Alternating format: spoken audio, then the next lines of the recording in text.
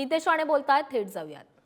उबाटाचे प्रमुख नेत्यांच्या पत्रकार परिषदा झाल्या. प्रत्येक पत्रकार परिषदेमध्ये आम्ही त्या गावातलेच नाही आहोत, सलीम कुत्ता आणि आमचे काहीच संबंध नाहीत, हे अशा वल्गना करण्यात आल्या. ती पार्टी जिथे झाली तिथे सलीम कुत्ताच नव्हता, तो कुठेतरी पहिल्या अगोदर मेलेला, असेही काही महाभाग कलाकारांनी येऊन सांगितलेलं. आणि आता पोलिसांनी सखोल चौकशी केल्यानंतर हे सिद्ध झालेलं आहे की त्या पार्टीमध्ये सलीम कुत्ता बरोबर बडगुजरच तिथे नाचताना आपल्याला दिसला.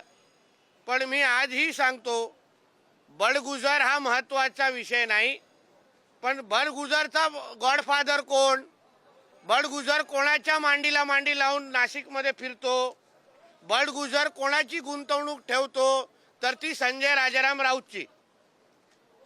म्हणून बडगुजरच्या इन्क्वायरी करत असताना संजय राजाराम राऊत जो ह्याचा गॉडफादर आहे, त्या संजय राजाराम राऊतची पण चौकशी झाली पाहिजे. त्याच्यावर पण देशद्रोहीचा खटला चालवला पाहिजे. कारण का 93च्या बॉम्बलास्टमध्ये ज्या दाऊदचा हात होता, त्या दाऊदचा जवळचा हस्तक हा सलीम कुत्त्याबरोबर अगर ह्यांचे संबंध आता सिद्ध झालेले आहेत, कारण का FIR झालेला आहे, ह्याचं सरळ स्पष्ट होत आहे की ह्या संजय राजाराम राऊत हा देशद्रोही आहे. त्याला पण पोलिसांनी त्याची पण चौकशी करायला पाहिजे. सकाळी उठून मोठा आमच्या देशाचे पंतप्रधान आदरणीय मोदी साहेब खोटं बोलतात, असा कोण बोलतो? हा संजय राजाराम राऊत, ज्याच्या जवळचा माणूस सलीम कुत्ता बरोबर दाऊदच्या लोकांबरोबर पार्ट्या करतो. आमच्याकडे ही माहिती कानावर तेव्हा आलेली की या सलीम कुत्त्याला पेरोलचा वेळ वाढवण्यासाठी, जास्त दिवस देण्यासाठी संजय राऊतचे पण फोन गेलेले तिकडे. त्याची पण चौकशी पोलिसांनी करावी अशी मी मागणी करतो. म्हणजे एका बाजूला या देशद्रोहींबरोबर संबंध ठेवायचे, अतिरेक्यांबरोबर संबंध ठेवायचे, आणि दुसऱ्या बाजूला आमच्या देशाचे पंतप्रधानांना खोटं बोलतात असं म्हणायचं.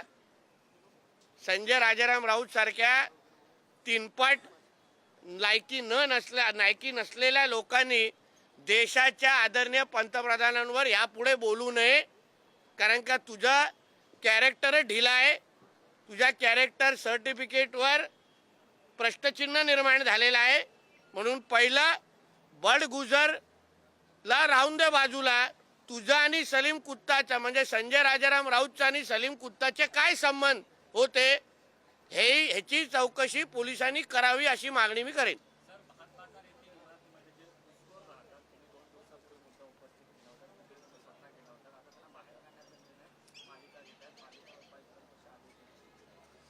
कालच माझ्याकडे त्या पद्धतीची जी बैठक झाली महापालिकेमध्ये, ज्याच्यामध्ये म्हाडाचे अधिकारी पण होते, ज्याच्यामध्ये पोलीस खात्यातले पण अधिकारी होते. त्यांनी पण मला माहिती दिलेली आहे की ह्या संबंधित आम्ही बैठक घेतलेली आहे. त्या संबंधित ज्याला जी इमारत आहे तिचं पाण्याची लाईन कालच कापलेली होती.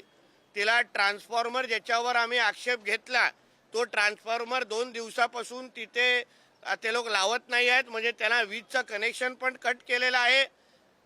पोलीस प्रत्येक घरामध्ये जाऊन कोण राहतं ह्याची नोंद पण करायला सुरू करणार आहे, ह्याची कानावर मला माहिती आहे. माझी एवढीच अपेक्षा आहे की लवकरात लवकर त्या बांगलादेशांना, जे बांगलादेशी त्या इमारतीमध्ये राहतात, त्या घुसखोरांना आमच्या मुंबईच्या बाहेर काढून टाका. आणि अशाच पद्धतीने प्रत्येक वॉर्डमध्ये हे घुसखोर येऊन आमच्या मुंबईमध्ये राहत आहेत, बांगलादेशी येऊन राहत आहेत. लँड जिहादच्या नावाने हिंदूंचा संख्या कमी होते. या सगळ्या गोष्टीवर एक उदाहरण आम्ही बाहेर काढलं म्हणजे 99 गोष्टीवर तुमचं लक्ष पडू नये अशी आमचं म्हणणं नाही आहे.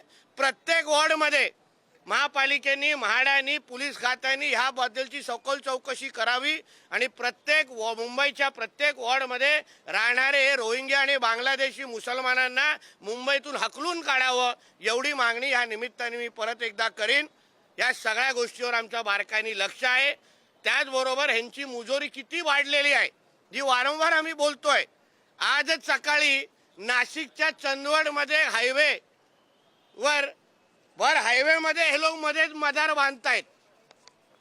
म्हणजे आता नॅशनल हायवे मध्ये मदार बांधली जाते, मध्ये हिरवी चादर टाकलेली आहे. आणि कर म्हणजे त्याच्यापेक्षा म्हणजे अति म्हणजे ह्याचे जे काही ते लोक काही करतात त्याच्यासाठी मालेगाववरून मौलाना बोलवण्यात आला, त्याला 20,000 दिले गेले आणि ते 20,000 कुठून गेले? नॅशनल हायवेच्या अकाउंट मधून दिले गेले. विचार करा. म्हणजे एक सालुंके नावाचा अधिकारी आहे, तो हे सगळे लाड या लोकांचे. मी त्यांना आज सकाळी त्याच्याशी बोललो. त्याला बोललो की राज्याच्या देशाच्या एका हायवेच्या मधोमध्ये तुम्ही मला एक मंदिर दाखवा, आणि मंदिर असलं तरी पण तुम्ही ते तोडून टाकता. विचारत पण नाहीत, आवाज पण करायला देत नाहीत. पण राजरोज पद्धतीने या नॅशनल हायवेच्या मधोमधी चांदवड नाशिकमध्ये इथे मदार बांधली गेलेली आहे, हिरवी चादर टाकलेली आहे. मौलाना बोलवण्यात येतो, त्याच्यावर त्याला 20,000 नॅशनल हायवेच्या अकाउंटवरून दिले जातात. हे आता हे जे लांगून चालनचे जे प्रकार आहेत ना, हे आमच्या या सरकारमध्ये चालणार नाही.